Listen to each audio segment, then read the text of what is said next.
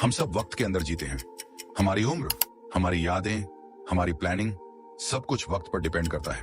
लेकिन modern physics एक हैरान कर देने वाली बात कहती है, वक्त हमेशा से मौजूद नहीं था। अगर वक्त की शुरुआत हुई थी तो उससे पहले क्या था? और अगर पहले का कॉन्सेप्ट ही गलत हो तो फिर असली हकीकत क्या है? वक्त आखिर है क्या? सबसे पहले एक सीधा सवाल, वक्त होता क्या है? फिजिक्स के मुताबिक वक्त एक डायमेंशन है। जैसे लंबाई, चौड़ाई, ऊंचाई, वैसे ही चौथा डायमेंशन वक्त। हम 3 डायमेंशन में हरकत करते हैं, लेकिन वक्त में सिर्फ एक ही दिशा में चलते हैं, आगे। लेकिन यहाँ एक अहम बात है, वक्त कोई मादी चीज नहीं है। आप इसे छू नहीं सकते, देख नहीं सकते। वक्त असल में तब्दीली की पैमाइश है। अगर कायनात में कोई तब्दीली ना हो तो वक्त को नापना मुमकिन ही नहीं होगा। यानी वक्त और तब्दीली गहरे तौर पर जुड़े हुए हैं। न्यूटन का नजरिया एक वक्त था जब लोग मानते थे कि वक्त हर जगह एक जैसा चलता है। यह नजरिया क्लासिकल फिजिक्स का था, खास तौर पर आइजैक न्यूटन के दौर में। न्यूटन के मुताबिक वक्त एब्सोल्यूट था, यानी पूरी कायनात में एक ही घड़ी चल रही है। लेकिन 20वीं सदी में सब कुछ बदल गया। आइंस्टाइन की क्रांतिकारी सोच 1905 में एल्बर्ट आइंस्टाइन ने स्पेशल रिलेटिविटी पेश की। उन्होंने कहा, वक्त एब्सोल्यूट नहीं है, ये रफ्तार पर डिपेंड करता है। अगर कोई चीज रोशनी की रफ्तार के करीब सफर करे तो उसके लिए वक्त धीमा हो जाता है। इसे कहते हैं टाइम डायलेशन। ये साइंस फिक्शन नहीं है, ये तजुर्बाती तौर पर साबित हो चुका है। एटॉमिक क्लॉक जब तेज रफ्तार जहाज में ले जाए गए तो उनका वक्त जमीन पर मौजूद घड़ियों से अलग था। जीपीएस सैटेलाइट्स भी इसी हिसाब के बिना सही काम नहीं कर सकती। यानी वक्त फ्लेक्सिबल है, ये कोई फिक्स्ड बैकग्राउंड नहीं है। ग्रेविटी भी वक्त को धीमा करती है। 1915 में आइंस्टाइन ने जनरल रिलेटिविटी दी। इस नजरिए के मुताबिक ग्रेविटी भी वक्त को मुतासिर करती है। जितनी ज्यादा गुरुत्वाकर्षण उतना धीमा वक्त। अगर आप ब्लैक होल के करीब जाएं तो बाहर की दुनिया के लिए साल गुजर जाएंगे और आपके लिए शायद सिर्फ कुछ घंटे।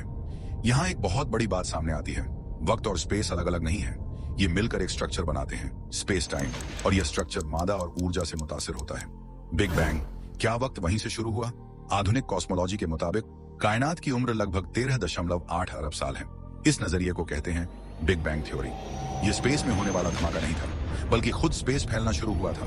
और सबसे हैरान करने वाली बात यह है, स्पेस के साथ साथ वक्त भी शुरू हुआ। यानी बिग बैंग से पहले वक्त मौजूद नहीं था।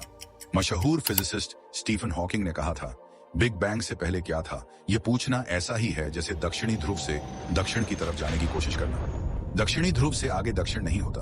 वैसे ही शायद बिग बैंग से पहले का कोई मतलब नहीं। प्लैंक टाइम, साइंस की हद बिग बैंग के तुरंत बाद का सबसे शुरुआती लम्हा जिसे हम बयान कर सकते हैं, वह है 10⁻⁻45 सेकंड। इसे कहते हैं प्लैंक टाइम। इससे पहले हमारी मौजूदा फिजिक्स के कानून काम नहीं करते। जनरल रिलेटिविटी और क्वांटम मैकेनिक्स एक साथ फेल हो जाते हैं। यानी साइंस यहां आकर रुक जाती है और ईमानदारी से कहती है, हमें यहां तक मालूम है, इससे आगे रिसर्च जारी है। एक लम्हा रुककर सोचें, अगर वक्त बिग बैंग के साथ शुरू हुआ तो उससे पहले क्या था? शायद गलत सवाल हो, क्योंकि पहले का मतलब ही वक्त होता है। और अगर वक्त था ही नहीं तो पहले कैसे हो सकता है? ये बात आसान नहीं है, ये दिमाग हिला देने वाली है।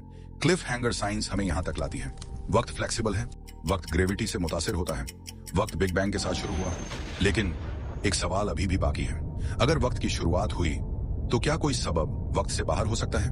क्या कोई हकीकत ऐसी हो सकती है जो वक्ती ना हो? यहीं से बात फिजिक्स से आगे जाती है और दाखिल होती है क्वांटम नजरिए और फलसफे में। और यही हम देखेंगे पार्ट 2 में।